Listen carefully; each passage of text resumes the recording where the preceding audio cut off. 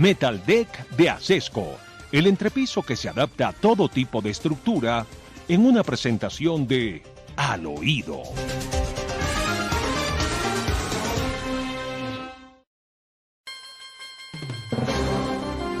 Les contamos al oído, queridos oyentes, que tal como lo suponíamos, conociendo de qué persona se trata, la señora Vicky Dávila no aventuró ninguna presentación de lo que hacía contado por su ex esposa, el hijo de Gustavo Petro, sino que primero tuvo en sus manos todas las pruebas correspondientes.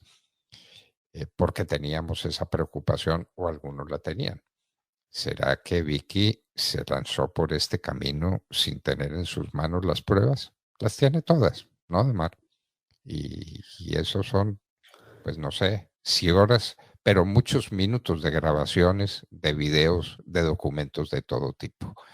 Aquí no cabrá ninguna posibilidad de que alguien diga que esto es carente de pruebas. Pues no lo es, doctor Fernando. Se trata de 1.600 páginas de chats entre Dai Vázquez y Nicolás Petro, del año 2021 al año 2023. Todas las conversaciones fueron entregadas a Vicky Dávila, donde da cuenta de sus contactos, de sus reuniones con los ministros, de sus conversaciones con algunos personajes que hoy hacen parte del gobierno de Gustavo Petro y, por supuesto, de la movida de dinero que recibía de un lado y de otro lado. En total, y cuando menos se puede tener certeza de lo que ha dicho Dai Vázquez, de 600 millones de pesos que le entregó el ex narcotraficante Santa López Sierra, conocido como el Hombre Malboro, y 400 millones de pesos que, según ha dicho la señora Dai, y tiene prueba de ello, le entregó el hijo del Turco Ilzaca. Es lo que hay cuando menos en esos chats. También recordemos que se evidencia que hay también direccionamiento de esos dineros a la campaña de Gustavo Petro, y también el tema de la lujosa casa Villacampestre en Barranquilla de 1.600 millones de pesos, de los cuales habían aportado casi el 70% como parte del negocio. Bueno, en fin, ahí están las pruebas. Vamos a ver qué hace el fiscal general de la Nación. No tenemos ninguna noticia sobre el particular. Ha estado muy parco el fiscal, ¿no? El que suele ser bastante expresivo y bastante espectacular en sus presentaciones, esta como que no le ha gustado mucho. Y Pues está, lo cierto, doctor Fernando, es que respecto del asunto de DAI y lo que se ha venido conociendo, dos temas ahí al respecto. Lo primero, el viernes, después de varias horas de conocerse el escándalo, a la salida de un evento, el fiscal general de la Nación, Barbosa, expresó que esa investigación contra Nicolás Petro por dineros presuntamente recibidos para la campaña de Gustavo Petro, y pues obviamente también las denuncias que hay alrededor del tema del comisionado de paz Danilo Rueda por supuestos pagos de sobornos de delincuentes presos a cambio de omisión por parte de las autoridades. Pues hombre, está adelantándose, dice que se inició la investigación por los hechos conocidos y que lo que viene es un proceso de corroboración de lo manifestado por Dai Vázquez, que es lo que ha ocurrido. Dijo lo siguiente el fiscal: vamos a actuar de forma responsable, no habrá ningún tipo de preocupación para el presidente de la República, en tanto que la fiscalía actuará con objetividad, garantía del debido proceso y sin linchamiento de ningún tipo. Fue lo que dijo el fiscal Barbosa respecto de la investigación que ya arrancó precisamente en la fiscalía en el caso de Nicolás Petro. bueno, y explíqueme usted por qué yo, que fui un modesto profesor de Derecho Constitucional varios años y que lo he estudiado tanto, no puedo entender esto de que la Corte Constitucional determinó que podrá suspender leyes vigentes. ¿Eso qué significa, además? Pues doctor Fernando, nunca había ocurrido en el ordenamiento jurídico efectivamente este tipo de pronunciamientos por parte de la Corte Constitucional, y ahora lo que viene es la posibilidad que tiene la Corte Constitucional de rogársela de manera preferente suspender leyes que entren en vigencia en la medida en que resulten inconvenientes para su aplicación en el país. Lo que ocurre es que en la medida en que se recibe la demanda de inconstitucionalidad, solamente una vez el proceso ha culminado y la Corte se ha pronunciado respecto de la constitucionalidad o inconstitucionalidad de una norma, pues la deja funcionando. La ley se mantiene en vigencia hasta que ese pronunciamiento llegue a la Corte.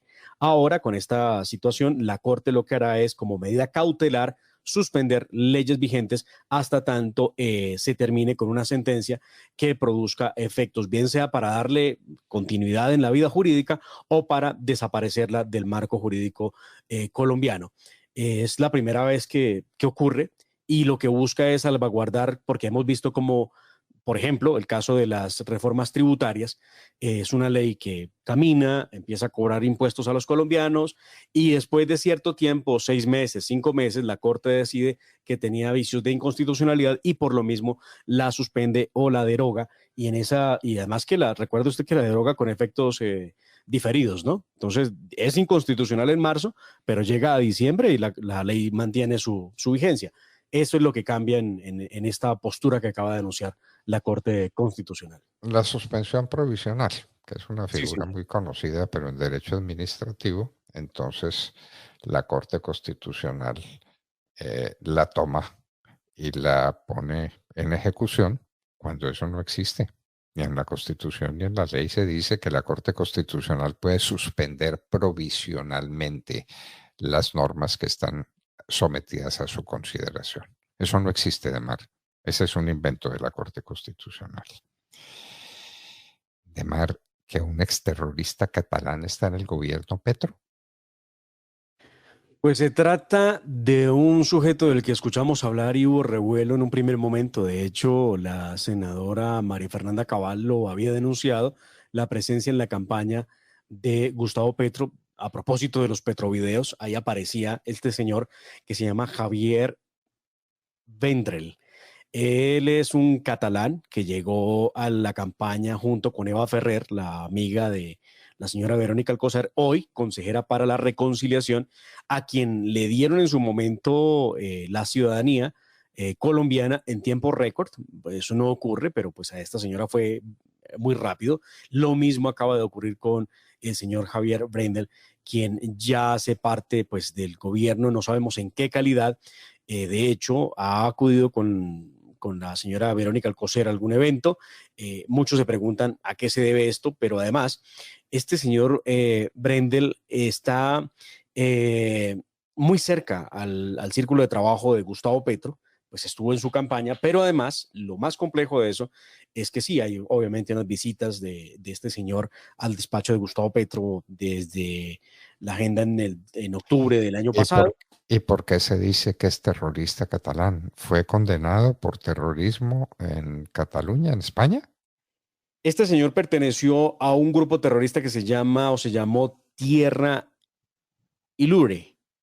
Él se desmovilizó en el año 91, aceptó que participó él en 2 atentados terroristas que no dejaron víctimas precisamente en su país y él hace parte de un movimiento político que promueve la separación de Cataluña de España. Milita en el partido Esquerra Republicana de Cataluña y fue diputado por varios años. También fue consejero en representación de ese partido, luego pasó a presentarse como empresario. Bueno, es el nuevo consejero en el gobierno de Gustavo Petro. Virgen Santa. Demar, los conservadores están dudando en su permanencia como partido de gobierno. ¿Esto qué es? ¿Cuáles conservadores? ¿Los Pues, que doctor dirige Fernando, quién? ¿Los que maneja quién? hay un grupo de conservadores de los congresistas además, que está planteando la necesidad de reformular la posición que tiene el partido respecto del gobierno de Gustavo Petro. Algunos de ellos están diciendo que es de la mayor urgencia que se puedan declarar en independencia de cara a la nueva legislatura. Evidentemente tendrán que arrancar en 10 días como partido de gobierno, pero ronda la idea, por lo menos en algunos de los congresistas, de poder cambiar esa postura y volverse partido independiente, como se lo permite la ley por una sola vez a los partidos. Bueno, sería partido independiente en lugar de ser partido de gobierno.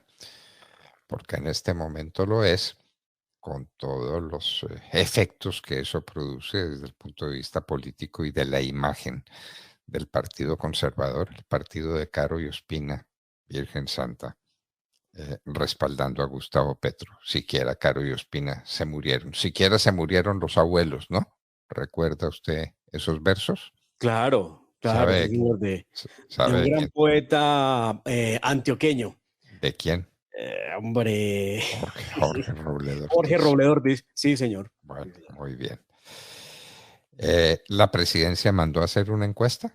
Pues eso es muy frecuente, Mar. Es Las, muy frecuente, pero digamos que el problema no está en quién mande a hacer la encuesta. El problema está es que la encuesta la revelan justo en momentos en que hay un mega escándalo en el país alrededor de la familia del presidente de la República. Es ahí donde está el tremendo problema. Pues revelan para, encuesta. para Sí. averiguar qué impacto producen en la opinión pública las hazañas de Nicolás Petro. No, no, la encuesta es anterior al escándalo nacional y lo que busca demostrar es el nivel de aceptación o de favorabilidad que tiene Gustavo Petro entre sus adeptos. De hecho, hay una publicación que se rotó por varios medios de comunicación del Centro Nacional de Consultoría que indica que el 51,2% de los colombianos aprueba la forma en cómo Gustavo Petro está desempeñando su labor como presidente de Colombia. Este encuesta, doctor Fernando, pues como lo acabo de revelar, fue contratado por el Departamento de la Administrativo de la Presidencia de la República al Centro Nacional de Consultoría y es una encuesta que le costó a los colombianos, no a Gustavo Petro, porque la gente suele pensar que es Petro el que se mete la mano al bolsillo. No, le costó a los colombianos parte de todo este proceso de encuestas que hacen de manera periódica, pues en total, unos 762 millones de pesos. El Centro Nacional de Consultoría y el DAPRI y el señor Liscano, que para mí sorpresivamente estaba en tratos con el hijo de Gustavo Petro, porque pues yo he tenido muy buena idea de los Liscano personalmente y mucho afecto personal, si usted quiere, de manera que esto resulta particularmente doloroso, pero lo Aquí hay dicen. explicaciones que no han dado para qué se reunía el doctor Liscano con el señor Nicolás Petro y tampoco las ha dado el señor ministro del Interior, eh, que también se reunió, pero además en las pruebas que hay allí, que entregó Dai Vázquez a Vicky Dávila, aparece la expresión de que el ministro Prada le dio 10 cupos a Nicolás Petro. ¿Estos son contratos? ¿Por cuánto fueron Cupos, los contratos? No ha dicho una sola palabra el ministro del Interior. cupos de qué.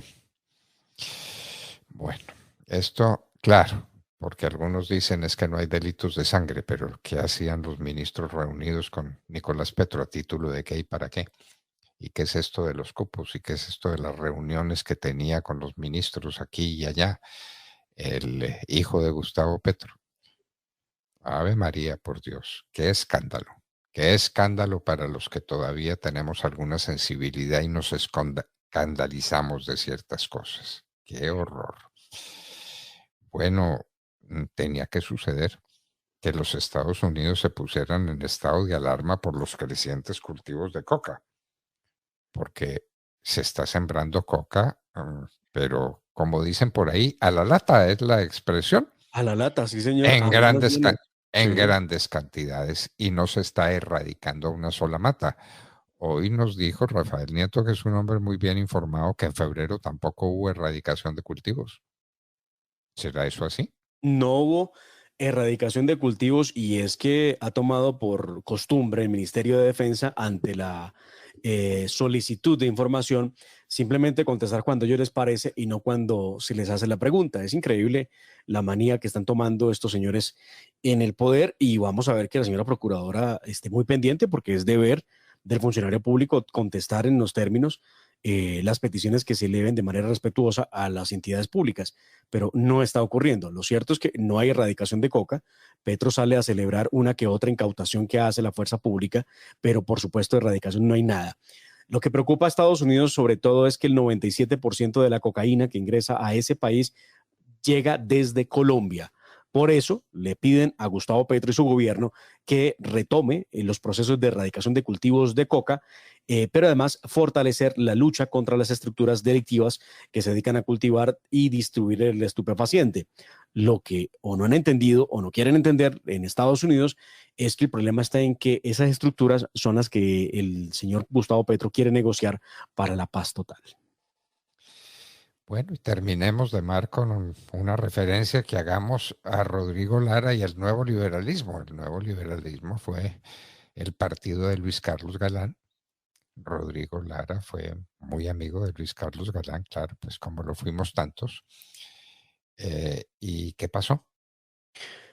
Pues después de una pelea muy aburridora que hubo entre Rodrigo Lara, quien renunció a su curul de Senado para poder aspirar a la presidencia, recuerde usted, y llegó al nuevo liberalismo y se encontró con un problema de marca mayor y era la oposición que le hizo Juan Manuel Galán, quien lo sacó prácticamente del partido y él resultó por fuera. Pues muy bien, el Consejo Nacional Electoral sancionó la semana pasada eh, al nuevo liberalismo con 16 millones de pesos porque no le otorgó garantías al Rodrigo Lara para ejercer y hacer parte de esa colectividad. De hecho, pues por cuenta de no poder ejercer, se vio frustrada su aspiración a la presidencia como lo pretendía y el candidato en ese caso había sido solamente Juan Manuel Galán. Entonces, por esa situación, primero, tiene que reincorporarse al nuevo liberalismo y segundo, pues podrá ser candidato por esa colectividad de la que su padre hizo parte. Sí, su padre hizo parte. Su padre que fue uno de los grandes mártires de la complicada democracia colombiana. Democracia que ahora se llena de estupor, si es que cabe que uno pueda estar estupefacto por algo, con las declaraciones del ministro del Interior sobre lo que fue la asonada, la rebelión de los guerrilleros en los Pozos Caquetá en contra de la policía. Los tuvieron secuestrados, pero eso no fue secuestro, sino como un cerco humanitario. Me parece que fue la Un cerco expresión. humanitario es lo que ha dicho el señor Prada. El audio Sí. no es el mejor, pero vale la pena que lo escuchemos, doctor Fernando, si le parece, porque hay dos momentos, ¿no? Un audio en el que el 23 de febrero el señor ministro del Interior, Prada, reconoce que hay dificultades de orden público allí en Los Pozos y no se hizo nada. De hecho, dice que pueden entrar con el ejército, pero que le parece divina, maravillosa, increíble la Guardia Indígena y la Guardia Campesina, que debo decirle, doctor Fernando, parece más un grupo criminal que otra cosa, porque estos señores están uniformados, tienen radios de comunicaciones, tienen jerarquía de mando. Esto no es tan pacífico como lo están pintando. Yo no sé, o quiere usted mañana, vamos con ambos audios del Vamos, ministro Prada. vamos mañana con amplios audios sobre este tema para que ustedes, queridos amigos de la hora de la verdad, sepan muy bien con quién estamos tratando. Estas organizaciones armadas hasta los dientes, ¿con qué se arman? Con el dinero del narcotráfico. Todo esto procede del narcotráfico, desde luego, que es la gran tragedia de Colombia. Y verifiquemos de dónde tendría noticia precisa el doctor Rafael Nieto Loaiza de que en febrero tampoco hubo erradicación de cultivos ilícitos en Colombia, lo que tiene justamente alarmados y contrariados a los altos dignatarios del gobierno de los Estados Unidos, que entre otras contribuyen económicamente a lo que se necesita para erradicar los cultivos ilícitos en Colombia. ¿Qué se hizo ese dinero? ¿Qué pasó? ¿Cuál va a ser la reacción final del gobierno de los Estados Unidos frente a un gobierno que al parecer promueve nuevos cultivos para envenenar la sociedad norteamericana y la sociedad colombiana?